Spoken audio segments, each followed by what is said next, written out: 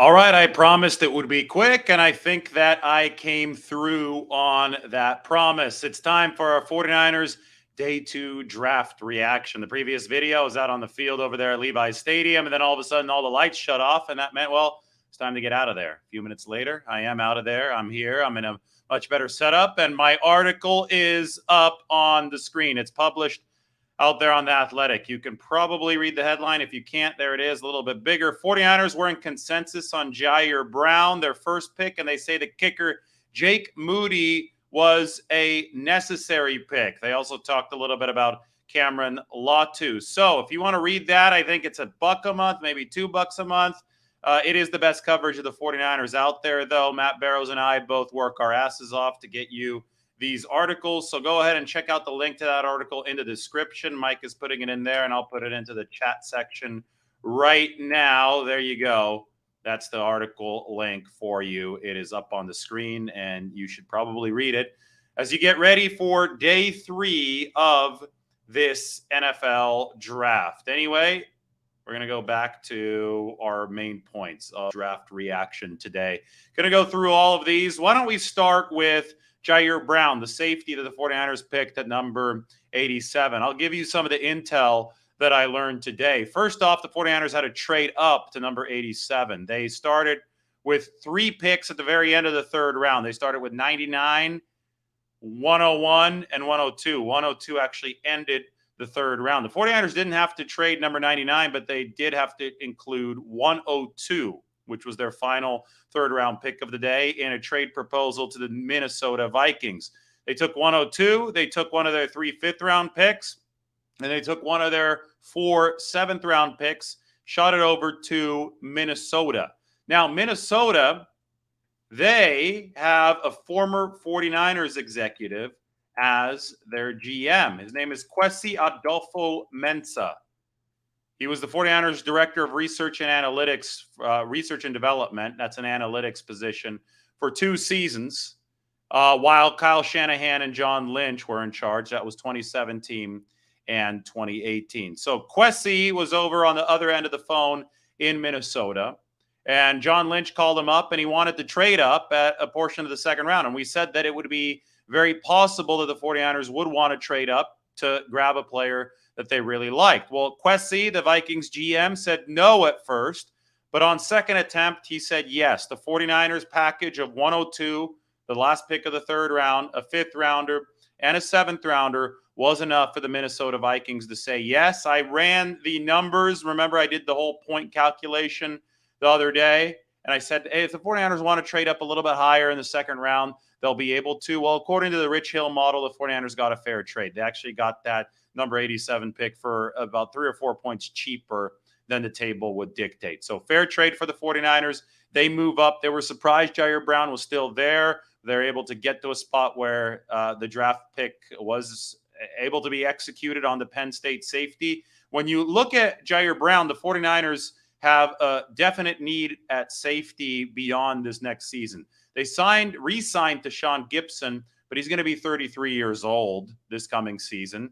Talanoa Hufanga is obviously an all-pro, but you need that safety opposite Hufanga for the longer term. And they're looking at Jair Brown as that type of player.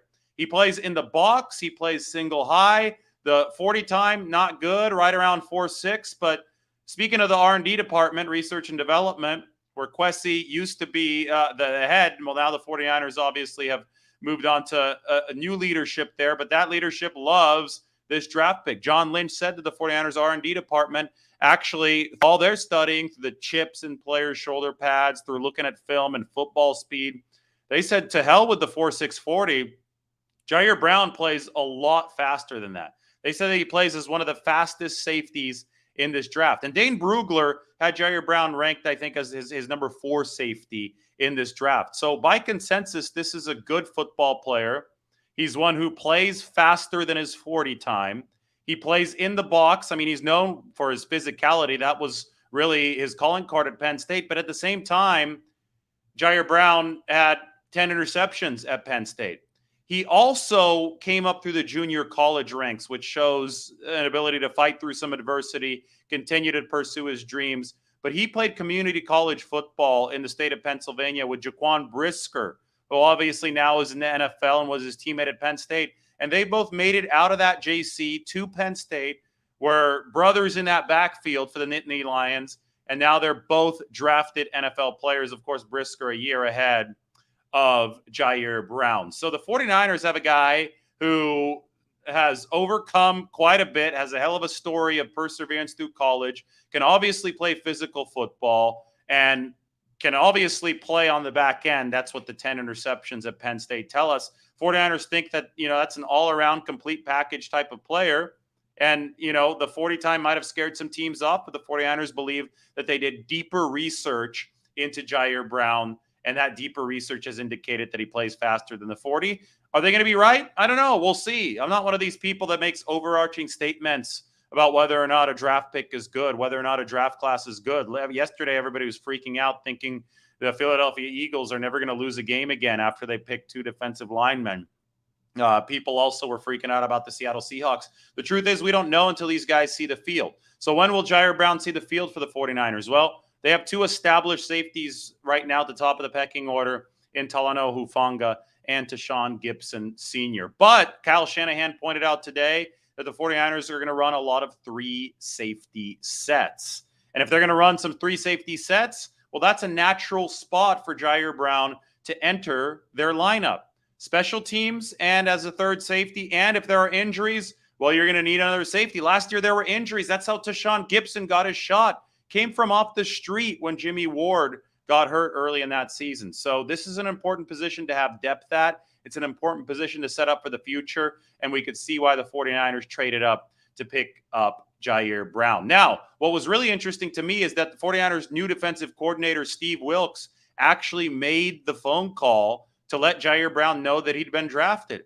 It's so important for the 49ers to have their coaching staff and their front office, and that means the scouting department, on the same page. That obviously was something that wasn't the case back in the days of Trent Baalke and Jim Harbaugh. Well, now it seems that it is the case. It seems that the 49ers scouting department really agreed with the coaching staff so much they said, hey, Steve, you're the new DC. Why don't you call Jair Brown? And Steve Wilks called Jair Brown his guy. So we know DB-oriented defensive coordinator, came over from the Carolina Panthers. He's going to want to run a lot of complex stuff on the back end. I think that's going to include some 3 safety sets.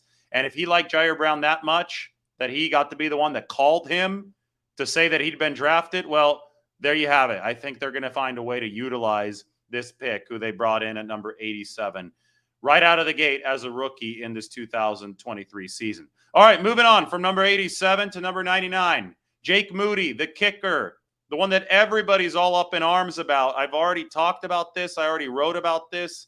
Hell, we could put this up on the screen. Let me get Jake Moody up there. 49ers draft Jake Moody, Michigan kicker with big leg, will replace Robbie Gould. Well, first of all, Jake Moody's developed a relationship with Robbie Gould over the course of the past couple months. They share the same agent, and it turns out that Robbie Gould drove down from Chicago to Indianapolis during the NFL Combine, where the 49ers were putting Moody through some workouts. They're really scouting him hard at the NFL Combine.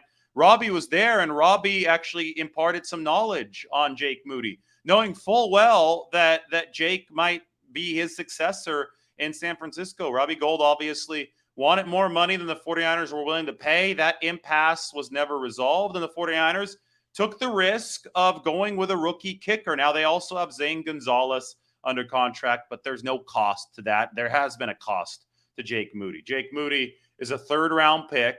They're going to pay him some money because of that. There's going to be some dead money if it doesn't work out. And, just the opportunity cost of going with somebody else if it doesn't work out is going to be fairly large. So the 49ers have taken a big swing, obviously, by picking a kicker this high up in the draft. Now, before people just completely lose their minds, and I get it, you probably already have lost your mind because if you're following the crowd on social media, you're going to think this is a bad idea. The 49ers treat their 3rd-round compensatory picks, and all 3 picks they had today were compensatory picks through the minority hiring incentives. They're tacked on to the end of the 3rd round. Both Shanahan and Lynch, and especially Shanahan, emphasized today that they treat these 3rd-rounders as 4th-rounders because they happen after the 3rd round would have previously ended. They're tacked on to the 3rd round, right? Number 99, number 101, number 102, number 99 went to Jake Moody. And the 49ers are saying, hey, that's essentially a fourth-round pick. I'm just the messenger here. I'm passing along what Kyle Shanahan thinks of these picks. And historically speaking, really good kickers go in the fourth round. So the 49ers don't have a fourth-round pick, by the way. That happens tomorrow. If they don't have a fourth-round pick, then the assumption is that Jake Moody's not going to last on the board until the fifth round. And they feel that he was by far the best kicker in this draft. I could read a couple stats for you. 82% kicker in college. That's impressive in a cold weather kind of city like Ann Arbor. But over the last 2 years, Moody was 38 of 39 on field goals from 20 to 39 yards. That is the bread and butter distance. That is the distance you have to nail in the NFL. So he was essentially perfect. 38 out of 39 from 20 to 39 yards and 10 of 13 on 40 to 49 yards. So below 49 yards, Jake Moody was 164 out of 168. That is 98% or 97.6% if you want to be more specific with the decimals. I got to put this up on the screen. These numbers, and this is courtesy Robbie Evans, is a great Twitter follower. He was able to break some of this stuff down. So we'll go Moody under 49 yards. 164 of 168. That is 97.6%.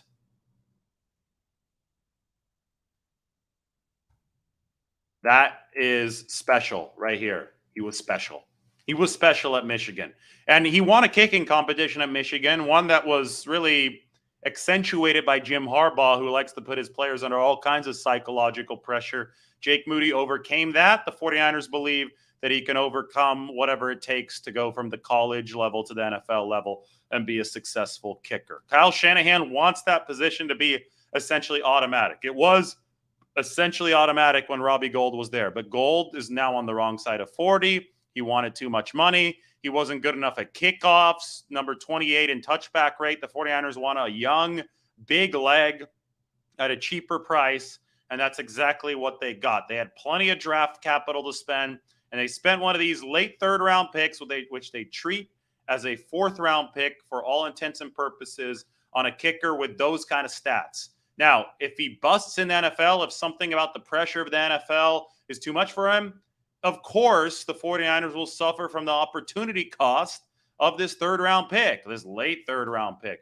But they've done their research. Brian Schneider, their special teams coordinator, has worked extensively with Moody. They've interviewed people. I think they probably even talked to Jim Harbaugh. They've seen these numbers. Look at that. Under 49 yards, 164 of 168. And he's also 4 of 8 from 50+. He's nailed a 59-yarder, so he's got a big leg. I mean, everything about this guy checks out. This is a dominant college kicker that the 49ers have in tow. So they've done their research, and they firmly believe that Jake Moody is not going to be a guy that busts, and he's going to make that third-round pick worth it. I asked the question on Twitter, and I think this is the operative question in this Jake Moody situation because there's people just crying about it right now. What was the 49ers' alternative to Jake Moody? A kicker who wasn't as good in college and projects to be worse in the NFL? Why would they want that? The people that are brainlessly arguing against this are arguing that the 49ers should have just picked up a worse kicker. You would be the same ones that would be yelling if that kicker blew 5 games this next season, if he turned into Jose Cortez. So it's an important position because any good team is going to be playing a lot of close games in the NFL. It's just the nature of the league. And you better have somebody that's money in those situations. The problem is that Robbie Gould wanted too much money and the 49ers were trying to stay cap sustainable. So instead they move on to the best kicking prospect, the guy that they can have around for a long time. At least 4 years. That's what the team control is going to be under a rookie contract for Jake Moody. And the cap hit's going to be close to $1 million instead of what would have been like $4.5 million for Robbie Gould. That's the difference between sustainability and crashing out because you hit cap hell for a team that's right up against the margin. So the 49ers were looking to be as cost efficient as possible, and they used one of these picks on Jake Moody. A smart and necessary pick for the 49ers. Just because somebody pretends that they have know something through the usage of a clever catchphrase like you should never draft the kicker in the third round doesn't mean that they know what they're talking about. And I think that the 49ers study this long and hard, and I think that they know what they're talking about in this situation. All right, so now we move on. Let's go to the third pick, Cameron Latu. Let's see if I can find a picture of Cameron Latu here. 49ers were in consensus on Jair Brown, and Jake Moody was a necessary pick. Now, it doesn't look like we have a picture of Cameron Latu, so I'll keep the screen blank for right now. But Cameron Latu, the tight end out of Alabama. You're doing something right if you have the Alabama program record for tight end touchdown receptions in a season. 2 years ago, Cameron Latu did just that. And we have a picture of Cameron Latu right now, courtesy Mike. So let's get this picture up on the screen. The big number 81 out of the University of Alabama. Just give me 1 second. We'll get Latu up there, and everybody will be happy. Boom. Take a look at this. Great job, Mike. Latu pick is up. Latu pick is in for the 49ers at number 101. He's not overly fast, 4.78 40. There have been criticisms about his play strength and his blocking. So people are like, okay, why Latu? Wouldn't he have been available a little bit later? Well, one thing is, again, the 49ers didn't have a fourth-round pick. Second thing is there was a big run on tight ends because there are a lot of good quality tight ends in this draft, but there was a big run on tight ends today, starting in that second round. So the 49ers wanted to make sure that they were able to pull in a guy that they really liked. And Latu, just like Jair Brown, made a top 30 visit to the 49ers. And I think in ways that the other tight ends, you can't possibly have because they're more polished products, the 49ers believe that Latu is moldable clay and that they think there's still a lot of ascending improvement ready to happen in this situation because Cameron Latu came into Alabama back in 2018 as a defensive end / outside linebacker. He was a defensive player when he joined the Crimson Tide. Steve Sarkisian was their offensive coordinator then. Sarkisian is now the head coach of Texas. Kyle Shanahan's alma mater, obviously, is Texas. So Steve Sarkisian oversaw Cameron Latu's transition from defensive end, outside linebacker to tight end in 2019 and 2020.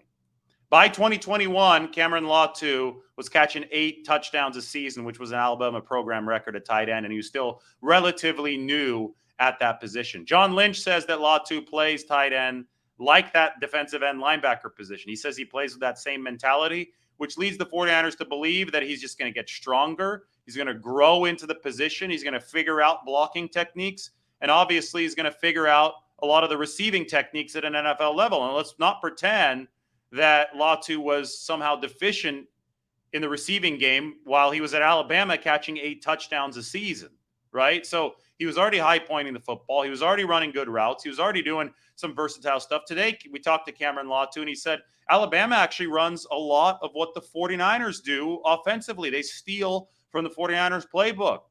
You see, the goal here is to pair somebody with George Kittle so that the offense can be ambidextrous. You know what that means? It means you can use your right hand as well as you can use your left hand. The 49ers, when they have Kittle in there, especially if he's combo blocking with Trent Williams to one side, they're not ambidextrous. They're very right-handed or left-handed. I guess it'd be left-handed because they're going to Trent Williams' side. But that takes away a little bit of a threat. It takes away some part of your ability to compromise the opposing defense because they can gamble a little bit that run or whatever play action you have is going to be focused on the side where Trent Williams and George Kittle are motoring toward. One of the weaknesses of the 49ers of the past several seasons, and it's been one that they've tried to address, but it's been tough to address because it's not easy to find a tight end who's as, even partially the threat of George Kittle. One of the weaknesses they've tried to address is this lack of ambidexterity in their offense. Well, this is the next swing at it. Cameron Latu, a tight end, moldable clay, somebody they can develop, somebody they really believe has the size, strength, speed combination to be a credible threat in two tight end formations opposite George Kittle. That's what this pick is about, and they think that Cameron Latu projects well in that regard. Now, one of the conversations that Kyle Shanahan had with Steve Sarkisian was about Cameron Latu's ability to retain knowledge on the offensive side of the ball. Supposedly, it's really impressive. Supposedly, he understands the bigger picture. So important to be somebody that grasps the puzzle that is Kyle Shanahan's offense, because they're trying to set up plays like chess masters several downs before they actually, or even, a couple quarters before Kyle Shanahan actually dials something up. It really helps when the blockers understand the full picture, because they execute the intricacies the way the 49ers need them to be executed. And they really like that part of Cameron Latu's game. So they hope that they can pair him with George Kittle moving forward. All right, so this is the 49ers Day 2 draft reaction. Why don't you toss in a couple questions? Resetting the table for Day 3, the 49ers are going to have 6 picks tomorrow. Originally scheduled to have 8. They traded away one of their 5s, one of their 7s. They're going to have 6 picks tomorrow, starting in the 5th round. As of right now, nothing in round 4, which is a big reason why the Jake Moody pick was a smart and necessary one at the very end of round 3, because they wouldn't get him in round 4. Somebody else would grab him, and then the 49ers would have a worse kicker. And then the same people who are complaining so loud right now would just complain 5 or 6 months from now, when whoever the worst kicker on the 49ers roster would end up being would miss a kick and lose the 49ers a game. It's exactly how that would go. And then they would pretend that they never complain on draft day about Jake Moody. It's ridiculous. So this was a smart and necessary pick at number 99. I don't think it's controversial at all. In fact, I was talking to Mike, and he thought that, if there was a little bit of an issue with what the 49ers did here on Day 2, it was that they picked Cameron Latu too early. That, he had a slightly lower grade, and maybe the rest of the league would have waited. But to that, I'll say 2 things. We just don't know, right, where the rest of the league would have viewed Cameron Latu, because they didn't pick him. It could have been the very next pick. Could have been somewhere in the 4th round. But along those lines, again, the 49ers didn't have and don't have a 4th round pick. So if they really like somebody, you say, hey, we treat our 3rd round picks as 4th rounders because they're happening so late in the 3rd round. We're just going to go with Cameron Latu right now. All right. A couple other pieces of news. I'm going to type them in right now. What do you think this is going to be? I've already talked about it a little bit today.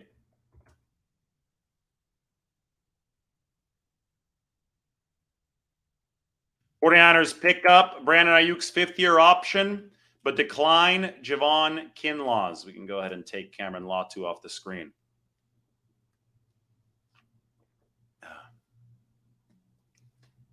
So this was expected. John Lynch wanted a chance to talk to both Ayuk and Kinlaw, but $14.1 million 2024 season for Brandon Ayuk. High likelihood that he doesn't even play on that 5th-year option. 49ers will want to find an extension before then if he plays well again this season. Or, hey, a trade is obviously still on the table next year if Brandon Ayuk doesn't find his way into that A-list core for the 49ers. But the 49ers retain and, solidify another year of team control by picking up this option at a good rate for Brandon Ayuk. It made business sense to do it. That's why we expected it. Didn't make much business sense to pick up Javon Kinlaw's 5th-year option because he's been hurt too much. So they didn't do it, but he's still under contract for this year on a fully guaranteed deal as a former 1st-round pick. And he's still going to have a chance to prove himself and maybe even stay with the 49ers, just not on that 5th-year option price in 2024. So that's what happened today amongst the veterans. 49ers added 3 rookies and made a couple of veteran decisions. And, hey, they also did this. Wonder if anybody's going to guess what I'm typing right now.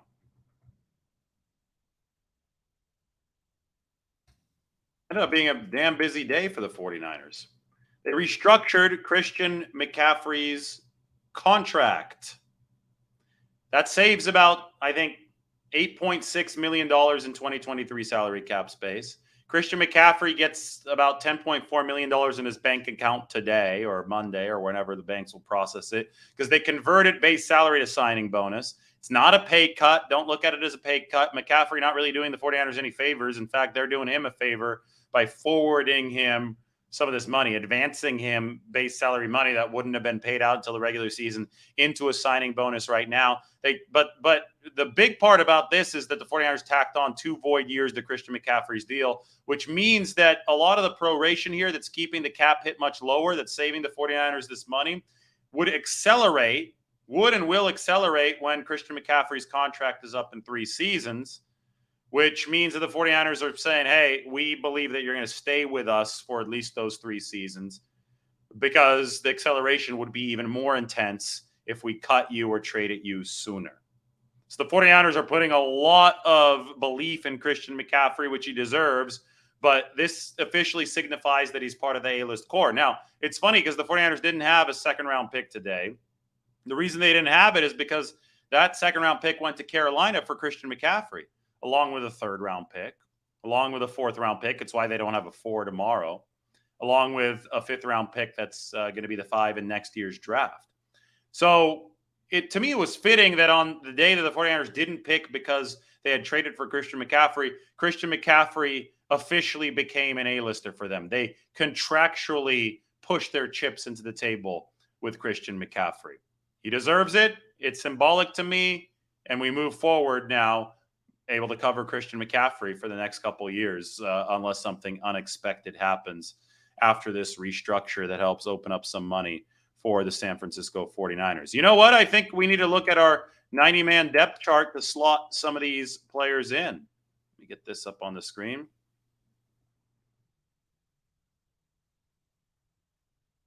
The 49ers have new draftees. That means that we have some updating to do on the depth chart front. So let's take a look at it. Here we go. So, in offseason, I highlight rookies right here in kind of yellow, gold, whatever color you want to call it. I already put Jair Brown in there. Jair Brown immediately is going to be right underneath Deshaun Gibson at that safety position. Talanoa Hufanga, Gibson are your 2 starters. Jair Brown knocks Taylor Hawkins down to depth 2. And George Odom, big special teams guy, he's depth 1. Along with Jair Brown. 49ers have another kicker. Zane Gonzalez was on here as a first stringer, but we're going to move Zane Gonzalez over to depth now because Jake Moody, as a 3rd-round pick, has taken that spot. So Moody highlighted in there, Zane Gonzalez right behind him. And then obviously Cameron Latu, the tight end. So let's go to the tight end position. Kittle and Werner. Is Cameron Latu going to take the Georgia product spot? I don't know if he will right away, and maybe we're not going to give rookies the benefit of the doubt right away. So let's put Latu behind Charlie Werner. But I think the 49ers idea is that Cameron Latu needs to leapfrog Charlie Werner sooner rather than later, since they did use one of these 3rd-round picks. I guess they treat them more like 4th-round picks, but they did use one of these valuable picks on Latu. So that's how the 3 fitted today. 1 starter, 2 depth pieces. Moody, the starter. Brown and Latu, the depth pieces, with upward mobility for the San Francisco 49ers. Let's tweet this out. You guys can watch as I work on this. 49ers depth chart updated with Jake Moody, Cameron Latu, and I always kind of struggle to spell this name, Ji'Ayir.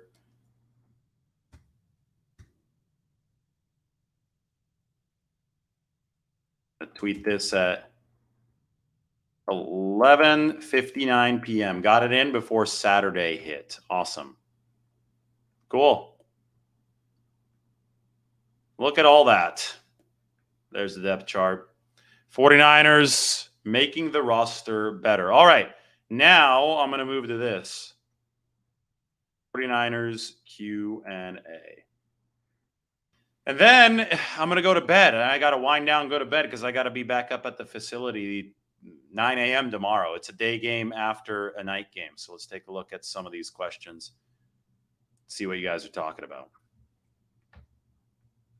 If Carthon drafted a kicker in the third. They would run him out of Tennessee. Well, yeah, I don't know what you're trying to say, but the 49ers have a much more mature roster than the Titans. The 49ers had legitimately one more starter's need, and that was kicker.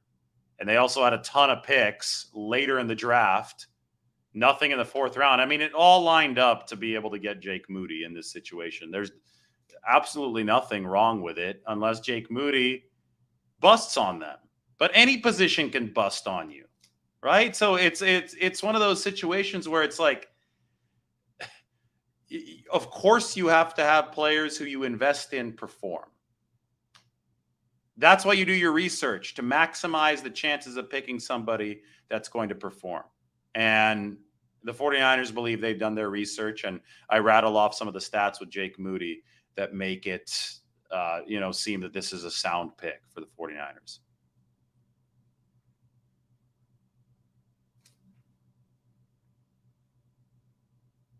All right, let's fill this up with some questions.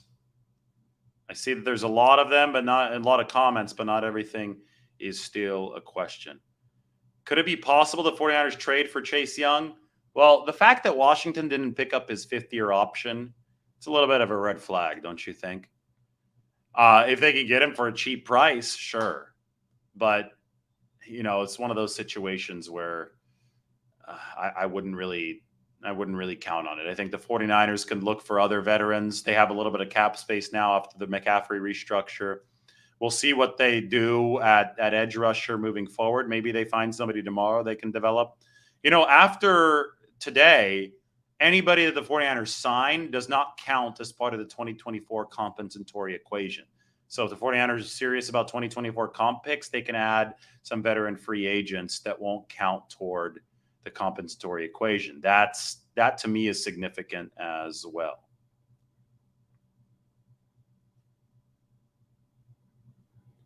Do I think the Eagles defense is on steroids now? Why? They lost maybe their best player, one of their best players in Javon Hargrave. He's a 49er now. I mean, a lot of people just automatically are thinking, and this is really, really erroneous thinking, that Jalen Carter is immediately going to be as good as Javon Hargrave. As far as I'm concerned, the Eagles took a step back. Hargrave is now a 49er. They not only did they take a step back, perhaps the straw that stirred the drink on the inside, Hargrave is now with their primary NFC rival. Just because you go out and draft somebody who's too tired to finish their pro day properly in Jalen Carter doesn't mean that you're going to be better defense. So, I mean, the Eagles, they still have a lot to prove and a lot of work to do, just like every team coming out of the draft. We talk about these picks and we could say, hey, I could see where this might fit in, but now the players have to deliver. Jake Moody has to deliver for the 49ers. That's a big one. Jalen Carter has to deliver for the Eagles. Nolan Smith has to deliver for the Eagles. I don't think their defense is on steroids. I don't think it's any better than it was last year. In fact, I think it was worse than it was last year until these rookies prove that they can deliver. I think Steve Wilks absolutely had a say in picking Brown. John Lynch said that Brown was Steve Wilks' guy.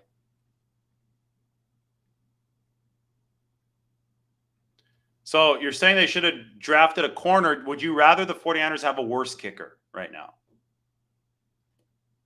instead of a better? I mean, if this is the choice, and it wasn't the choice, the one you're putting up there, you're saying better backup corner over worse starting kicker. Or you would rather have a worse starting kicker to accommodate a better backup corner. Logic just doesn't make sense to me. I think that people are trying to make this more complicated than it actually was. No, nobody's in trouble because Seattle picked two rookies who we aren't even sure are going to be good players. Let's pump the brakes, please. Let's pump the brakes. No, I don't think the 49ers should focus on offensive line with picks. I think they should focus on best player available. The only position where you're going to really look at need is something like special teams, where it's a little bit different than all the other positions. So kicker, and you have a pronounced need. The rest of the roster has its starters set. They believe a lot more in Colton McKivitz than the average comment section does. And if one of the best players available happens to be an offensive lineman they think they can develop, go ahead and pick him. 100%. But if not, don't worry about it. Trey thinks they reach for Latu. Based on what, though, right? I mean, sure. by the mock drafts that you read. But by the way, the mock drafts aren't really reflective of what teams think oftentimes. So yeah, some of the mock drafts that you read, Cameron Latu probably went later. But then you have to notice there was a big run on tight ends earlier. And you have to take into account the fact that 49ers don't have a 4th-round pick. So again, I'm here just to tell you what the 49ers were thinking. I can analyze what they're thinking, and I can tell you this is what they want out of a specific player. But I can't give you definitive answers on whether or not they reached. Because, I mean, we don't know how these players are going to turn out. Nobody on some of these channels, I'm sure these channels weren't as prolific back in 2017 when the 49ers picked George Kittle. Nobody knew what George Kittle would become in a few years. The comment sections definitely weren't filled up with all-pro projections. The point is that you don't know until at least a year, probably a couple years down the line, how these picks are going to look, who was a reach and who wasn't. So it's not really worth it to make these baseless takes right now. Just enjoy the draft for what it is. They're throwing the darts up against the wall. They're going to see what sticks. Looks like 49ers Twitter shared a video, and we're going to play it here. Oh, yeah, this is the Jair Brown video. All right, let's get this up there. First off, why don't we get Jair Brown on the text title? Second off, let me present a video file up onto this screen.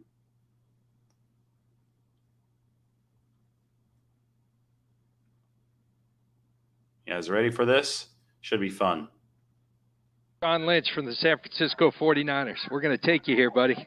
Y'all going to take me there? Yeah, we're taking you right now. You fired up, buddy? Let's go. Let's get it. Let's get it. Let's get it. Hey, we know this is the right move. You ready to do this thing? This was the right move. I'm telling you. I know it's the right move. That's why we just moved up for you. Oh, yeah, this is the right move. Hey, I'm going to put you on with Coach Shanahan, buddy. All right. Let's go. Appreciate you. Jair, congrats, man. Thank you. Hey, man, we're so pumped to get you, man. Feel fortunate to get you where we're at. That's why we can't wait any longer, so we had to come get you, dude. Yes, sir. Yes, sir. Where are you at right now? I'm in Jersey right now. That's awesome, man. Were you with family and everybody? Yes, sir. You hear him in the background? Yeah, man, I can hear him, dude. That's awesome. Well, hey, man, I'm pumped for you. I'm pumped for us, man. Enjoy this night. And here's our owner, Judd York. I'd like to speak to you. How you doing, man? Congratulations. Thank you, man. What's up? Let's go. You did it. I'm telling you. Can't wait to meet. In the draft. Can't wait to meet you in person. Well, when John Lynch wants you and he moves up for you, that should say something. Yes, that sir. should say something, man. Hey, man, I'm so excited, bro. So excited. When you came on your visit, it was just like an instant connection, you know? Yes, sir. We yes, saw it everything was. we needed to see on tape, but just having the opportunity to be able to talk to you and meet you in person, you sold me, bro. You sold me, Yes, man. sir. And you're going to make us a better football team. We got some good Absolutely. players, and you fit right into that DNA. You know, the end of that was really cool. That was Steve Wilks, the 49ers defensive coordinator. The new defensive coordinator, the social media team is already featuring Steve Wilks on these videos. And as I reported earlier, Steve Wilks was the one that made the initial call to Jair Brown. So we talk about cohesion between the coaching staff and the scouting department. It's obviously there in this case, even with the new defensive coordinator. And Wilks, DB mind, gets his DB in Jair Brown there at the end of the third round. All right, I'll go back to some questions. Yeah, this is a good one. You like seeing your new defensive coordinator pumped up about one of his picks coming in, that's for sure. Yes, the ex-Panthers players have been very complimentary of Steve Wilks. Christian McCaffrey, ex-Panthers player, actually pointed that out the other day. Why are the 49ers restructuring McCaffrey? Because they need money. They were down to like $2 million in cap space. You're going to have a lot of in-season expenses that you need. You want flexibility in case you sign another veteran. You also, you just want to enter the season, not just for the typical in-season expenses, but if you trade for somebody like a McCaffrey, last year they got lucky that McCaffrey's cap hit was really small for that 2022 season. It was $690K, so it was easy to fit. But some guys that you trade for, they're going to have bigger numbers, and you can't really fiddle around with the numbers when you make an in-season trade. So you have to have some buffer room. So we've said for a long time that restructuring McCaffrey would be a move that the 49ers would probably look at this offseason, and they finally did it. Just gives them more option power, more flexibility. Yeah, well, of course, Jed York knew. He's sitting in the war room. He's the owner of the team. But yeah, he was giving hints on Twitter.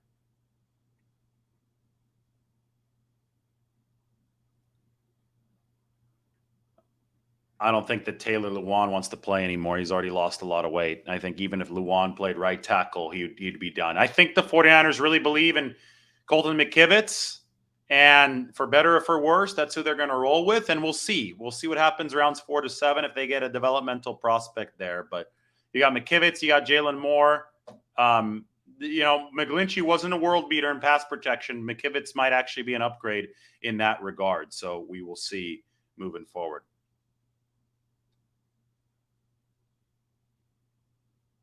Well, I think that Latu might be able to play immediately. I think that that's the goal. I think that they're not very strong opposite George Kittle for that second spot. So we'll see how Cameron Latu, pick number 101, develops.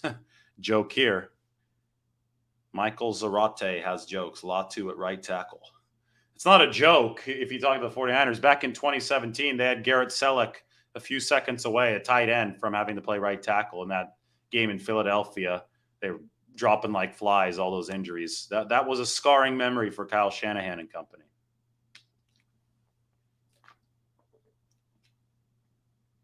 And I think the 49ers are going to try to bolster to the depth. They made a couple signings already this offseason for, swing tackle candidates. They signed Pryor, right? That was right during the NFL owners meetings. But again, they still have 19 or 20 spots on this 90-man roster. There's going to be a lot of work tomorrow.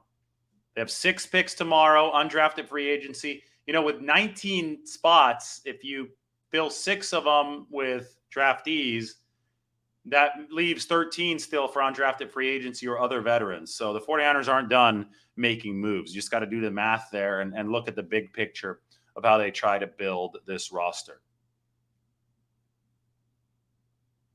Hey, McKivitz is a starter right now. You could joke all you want, but he's a starter right now for the 49ers. We'll see if they make any other moves, but that's how this depth chart looks at the very moment. Hit that like button. Hell yeah.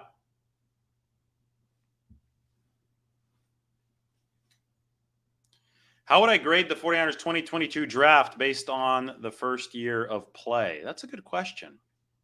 It's a really good question. Let's go through the picks here. Drake Jackson, number 61 last year. Well, I think they got some good production early from him. He had the interception against the Raiders late. I think the telling year for Drake Jackson is going to be this year. See if he gets stronger. See if he can. You got to get 400 to 500 snaps out of Drake Jackson this year. Maybe even 600 after you lost to Menahu, after you lost to Bucom. So Drake Jackson, I think, still on track to be a good pick, but the moment of truth is going to come this season. Ty Davis-Price, that's tough.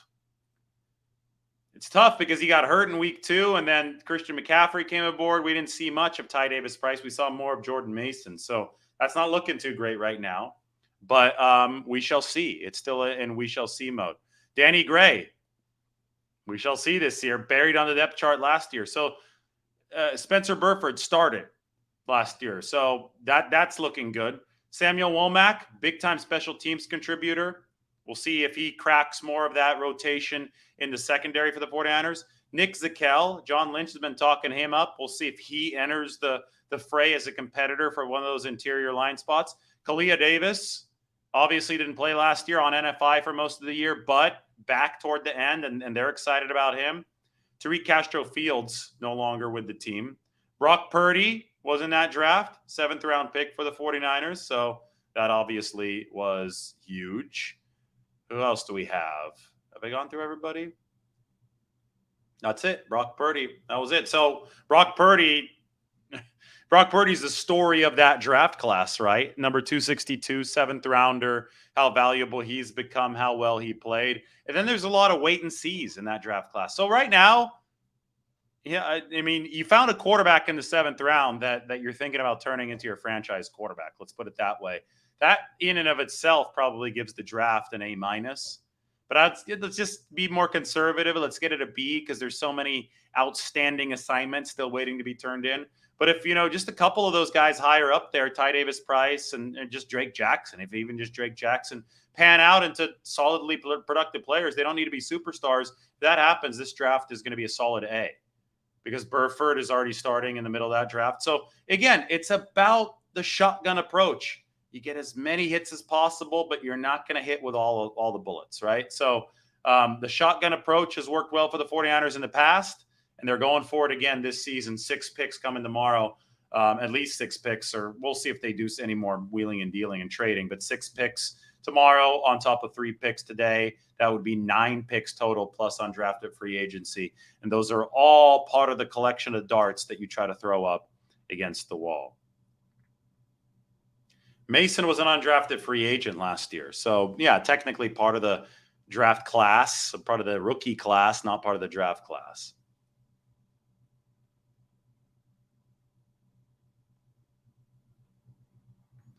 You think Burford's going to move the right tackle and start there, huh? Well, we'll see what they're doing at OTAs, but the 49ers have shown no indication of doing that. And if Burford does move out to right tackle, who plays right guard? Do you think that Feliciano steps in at right guard? So you'd have a new right tackle, new right guard. I mean, I think they're really grooming Burford to be a guard, man. But again, it seems they hold Colton McKivitz in higher esteem than outsiders do.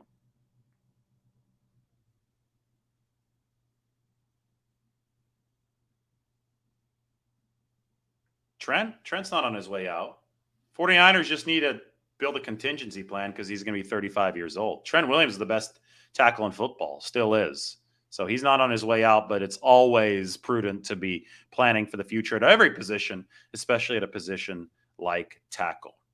Any chance Poe can play center? Maybe, but I mean, Poe's still a longer way away.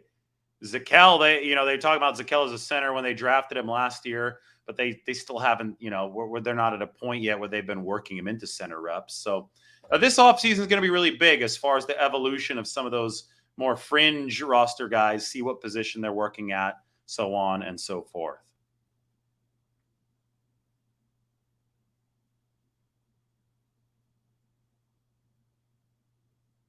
Yes, I mean, yeah, the fact that 49ers fans are trying to coronate Eagles rookies is crazy to me. It's like, calm down, see what these guys have at the NFL level before thinking they're going to be all pros between Nolan Smith and Jalen Carter.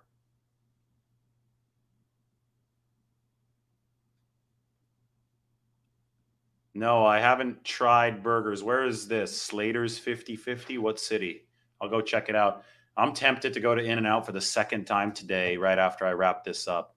A lot of you watching, so I'm trying not to leave right now. I'm getting hungry, and I gotta be up a little bit earlier next year. But In-N-Out Burger to wine on tonight might not be the worst idea. Oh, that would be good.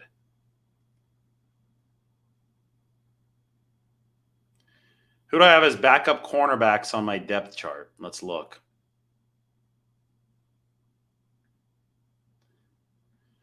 Here's the depth chart. I think the 49ers do still need some more depth at corner to feel good. Ambry Thomas, A.J. Parker. We'll see if they make any picks tomorrow. Obviously, Samuel Womack. Isaiah Oliver can play outside on the pinch. They also have Trey Swilling on the roster right now. That cornerback position is right here for you. San Jose. Are they open right now? They open late. Slater's 50/50. I want to try it. I doubt that they're open this late because In-N-Out's going to be open to 1 a.m. And I'm not too far from an In-N-Out burger right now. As you can tell, I got a hotel just for the draft. So I'm close. So I can give you guys all this info as soon as possible. And speaking of info, well, right here, this is the piece that I wrote for The Athletic. Go and check it out. I'm going to the link is in the description.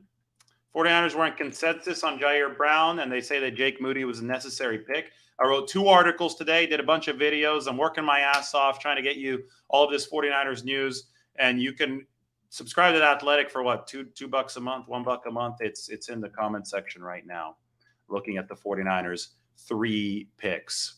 Anyway, we've got Jair Brown aboard with the 49ers.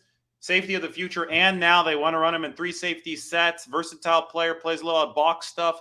The question had been the 40 speed, a little bit slow, but the 49ers R&D department thinks that he's one of the fastest safeties in the draft. 10 interceptions in college suggests that he is a very versatile player, and they need that safety for the future beyond 2023, with Tashawn Gibson being 33 years old. You've got Jake Moody, a smart and necessary pick for the San Francisco 49ers. They don't have a 4th rounder. They had a hole at kicker. I don't care that they had Zane Gonzalez. He hadn't proven to be a dependable player. So he'd been hurt so many times, and he has a big leg, but now the 49ers have options at kicker, and the option that they want to go to for sure is Jake Moody, since they used that late 3rd round pick. By far the best kicker coming out of college this year. You look at the stats under 49 yards, 164 out of 168 over the past 2 seasons. That's 97.6%.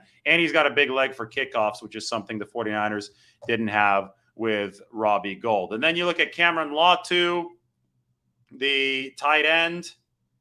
Latu is a former defensive end / outside linebacker, still really growing into that tight end position. Endorsements on how he views the game from a cerebral perspective.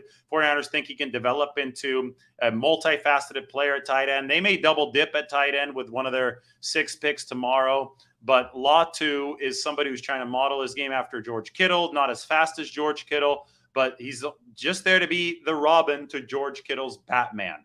We'll see if that works out this season or the season after that, but that's what the 49ers are going to try to develop out of that position. They picked up the 5th-year option on Brandon Ayuk.